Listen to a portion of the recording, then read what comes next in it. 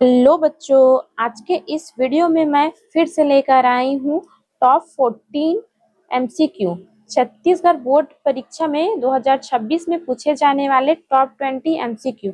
इससे जो आपकी जो तैयारी है और अच्छे से बेहतर से ही हो पाएगी, क्योंकि इसमें आप लोगों का जो एमसीक्यू है आंसर समेत बता रही हूँ। और आप लोगों को इसका जो पीडीएफ है हमारे ऐप में मिल जाएगा, नहीं तो फिर यूट्यूब चैनल पे डला हुआ है। तो आप लोग इसके माध्यम से, इस वीडियो के माध्यम से आप लोगों की जो तैयारी जो है और अच्छे से कर पाएंगे। ठीक है, तो आगे बढ़ते हैं इस वीडियो में। तो सबसे पहले इसमें देखते हैं सामाजिक विज्ञान का। आपका जो 10th क्लास का है वो सामाजिक विज्ञान का देख लेते हैं। फिर अगला देखते हैं, इनमें से कौन सा नवीनीकरणीय संसाधन नहीं है। पहला है सौर ऊर्जा, कोयला, पवन ऊर्जा या फिर वायु। तो इसका आंसर है कोयला है, ये नवीनीकरण संसाधन नहीं है। फिर अगला है, सरकार द्वारा बिजली की सुविधा प्रदान की जाती है किससे? अतिरिक्त बिजली का उपयोग करने के लिए, या पैसे कमाने के लिए, या फिर सार्वजनिक हित के लिए, या सरकारी कार्यालयों के लिए। तो इसका आंसर जो है, जो सरकार हमें बिजली का सुविधा देती है वो क्या है? सार्वजनिक हित के लिए। ठीक है, इसका आंसर यही है। फिर अगला है, भारत में हरित क्रांति किससे संबंधित है? ऑप्शन देख लेते हैं बच्चों। कपास के उत्पादन में वृद्धि करने के लिए, दूध के उत्पादन में वृद्धि के लिए, या फिर अंडे के उत्पादन में वृद्धि के लिए, खाद्यान्न के उत्पादन में वृद्धि के लिए। तो इसका आंसर जो है वो क्या है? खाद्यान्न के उत्पादन में वृद्धि करने के लिए हरित क्रांति का जो इससे संबंधित है। फिर अगला, न्यू डील की घोषणा किसने की थी? ऑप्शन में है विल्सन, स्टॉलिन, रूजवेल्ट या फिर इटली। तो इसका आंसर है रूजवेल्ट ने घोषणा की थी किसका? न्यू डील का। फिर अगला, भारत एक धर्मनिरपेक्ष राज्य है, इसका क्या अर्थ है? ऑप्शन है राज्य का कोई विशेष धर्म नहीं है, राज्य का एक विशेष धर्म है, राज्य धर्म के आधार पर भेद करता है, फिर राज्य किसी धर्म को बढ़ावा देता है। तो जो भारत एक धर्मनिरपेक्ष राज्य है, इसका जो अर्थ है बच्चों, राज्य का कोई विशेष धर्म नहीं है। ठीक है। फिर अगला है, एल्यूमिनियम अयस्क क्या है? पहला है मैग्नीज, क्रोमियम, बॉक्साइट, टंगस्ट। तो इसका आंसर है वो है बॉक्साइट, यही है इसका आंसर। इसका एल्यूमिनियम अयस्क का बॉक्साइड है। फिर अगला है, हिटलर घोर विरोधी था किसका? ईसाइयों का, मुसलमानों का, यहूदियों का या फिर बौद्धों का। जो हिटलर जो है वो किसका विरोधी था? यहूदियों का। फिर अगला है, 90% तक मानसिक विकास किस उम्र के बच्चों का हो चुका होता है? 2 वर्ष या 3 वर्ष, 4 वर्ष या 5 वर्ष। तो इसका आंसर है 5 वर्ष के बच्चों का जो 90% विकास है वो हो चुका रहता है। उनकी जो मानसिक स्थिति है वो 5 वर्ष से बनती है। फिर अगला है, कर्नल नासिर किससे संबंधित थे? मिस्र से, युगोस्लाविया से, इंडोनेशिया से या फिर भारत से। तो इसका आंसर है मिस्र से। फिर अगला जो है, कथन जल संरक्षण की कोई आवश्यकता नहीं है, कारण वर्षा जल से भूमिगत जल स्तर का पुनर्भरण रिचार्ज होता है। तो इसका ऑप्शन है, केवल कथन सही है, कथन और कारण दोनों सही है, केवल कारण सही है, गलत है। ठीक है, तो इसका जो आंसर है वो क्या है? केवल कारण सही है। किसका? जल संरक्षण का कोई आवश्यकता नहीं है, वर्षा जल से भूमिगत जल स्तर का पुनर्भरण रिचार्ज होता है, केवल कारण सही है, इसका आंसर रहेगा। फिर अगला देख लेते हैं, अजैव संसाधन क्या है? ऑप्शन में है वे संसाधन जो निर्जीव वस्तुओं से बने हैं, जो प्राणी या वनस्पति से संबंधित है, जो जीव तथा निर्जीव दोनों से संबंधित है, फिर उपयुक्त में से कोई नहीं बोल रहे हैं। तो इसका जो आंसर है वो कौन सा है? अजैव संसाधन कौन सा है? वे संसाधन जो निर्जीव वस्तुओं से बने हैं, ये है इसका आंसर। फिर अगला देख लेते हैं। भारत का संविधान कब लागू हुआ? जो भारत का संविधान है वो कब लागू हुआ था? आप लोगों को अच्छे से पता है। पहला है 26 जनवरी 1950 को, 26 जनवरी 1930 को, 15 अगस्त 1947 को, 26 जनवरी 1947 को।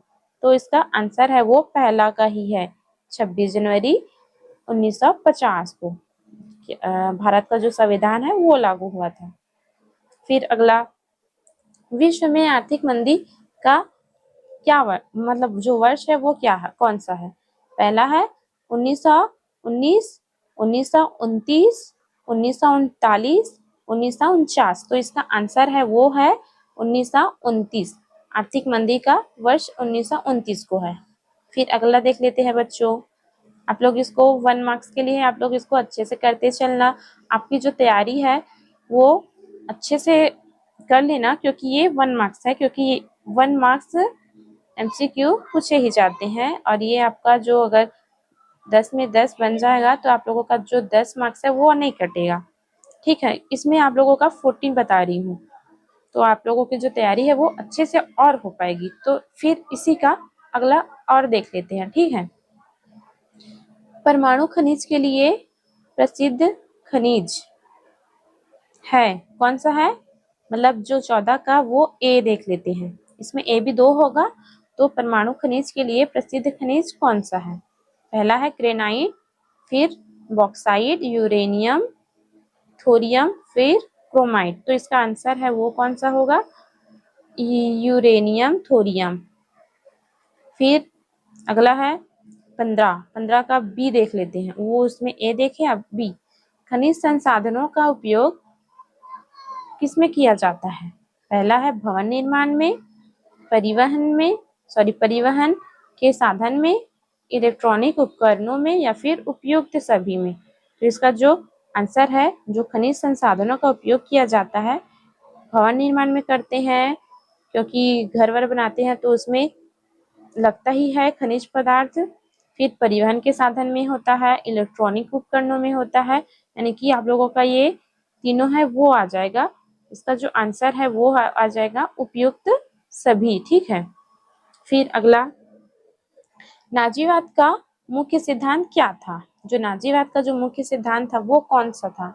पहला है लोकतंत्र, समाजवाद, अंतरराष्ट्रीयवाद, या फिर राष्ट्रवाद। इसका आंसर है राष्ट्रवाद। फिर अगला है, राष्ट्रीय खाद्य सुरक्षा अधिनियम कब लागू किया गया था? ऑप्शन में है 2004 में, 2010 में, 2013 में, या फिर 2016 में। तो इसका आंसर है 2013 में। फिर अगला है 18 का बी, खाद्य सुरक्षा में भारतीय खाद्य नियम FCI की क्या भूमिका है? जो FCI की भूमिका है वो क्या क्या है? पहला ऑप्शन, किसानों में खाद्यान्न खरीदना, खाद्यान्न का भंडारण करना, राज्यों को खाद्यान्न वितरण करना, या फिर उपयुक्त सभी। तो इसका जो आंसर है वो आ जाएगा उपयुक्त सभी, क्योंकि जो खाद्य निगम की जो भूमिका है, किसानों से खाद्य खरीदना होता है, खाद्यान्न का भंडारण करना होता है, राज्यों को खाद्यान्न वितरण करना होता है। तो ये आप लोगों का सभी आ जाएगा। फिर अगला है, इसी में शीत युद्ध में क्या हुआ? आमने सामने युद्ध, गुरीला युद्ध, आसमान में युद्ध, या फिर तनाव की स्थिति बनी रही। जो शीत युद्ध था वो क्या था? तनाव की स्थिति में बनी रही। उसका जो युद्ध है तनाव की स्थिति में बनी रही थी। ये आप लोगों का लास्ट ऑप्शन हो जाएगा। फिर अगला है, 20वीं सदी में शुरुआती दौर में संचार का सबसे महत्वपूर्ण जो माध्यम कौन सा था? माध्यम जो है कौन सा था? तो इसका ऑप्शन रेडियो, टेलीविजन, टेलीफोन, या फिर इंटरनेट। तो इसका आंसर है वो हो जाएगा रेडियो। फिर अगला है, 20वीं सदी में किस तकनीक ने संचार में क्रांति ला दी? पहला है मुद्रण, रेडियो और टेलीविजन, डिजिटल या फिर इनमें से कोई नहीं। जो 20वीं सदी में जो 20वीं सदी में तकनीक के जो संचार है वो किसने ला दी थी?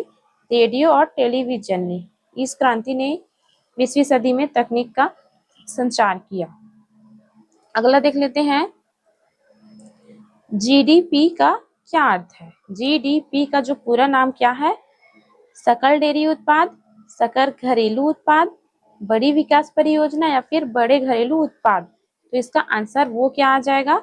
सकल घरेलू उत्पाद, ये आ जाएगा। जीडीपी का जो अर्थ है वो सकल घरेलू उत्पाद। ठीक है, फिर अगला है, संसाधन किसे कहते हैं? संसाधन किसे कहते हैं? आप लोगों को तो अच्छे से पता ही होना चाहिए संसाधन किसे कहते हैं। ऑप्शन में है, वे सभी वस्तुएं जो मनुष्य के लिए उपयोगी हो, वे सभी वस्तुएं जो प्रकृति में पाई जाती हैं, वे सभी वस्तुएं जो मनुष्य के लिए हानिकारक हैं, या फिर केवल मानव निर्मित वस्तुएं। तो इसमें जो संसाधन है वो क्या है? वे सभी वस्तुएं जो मानव के लिए उपयोगी होती हैं वो क्या कहलाता है? संसाधन। ठीक है, तो ये पहला आ जाएगा इसका ऑप्शन में, आंसर में। फिर अगला है, रबी की फसल कब बोई जाती है? जो रबी की फसल जो है वो कब बोई जाती है? ऑप्शन देख लेते हैं, वर्षा ऋतु में, ग्रीष्म ऋतु में, शीत ऋतु में या फिर सभी ऋतु में। तो इसका आंसर है वो क्या है? वर्षा ऋतु में।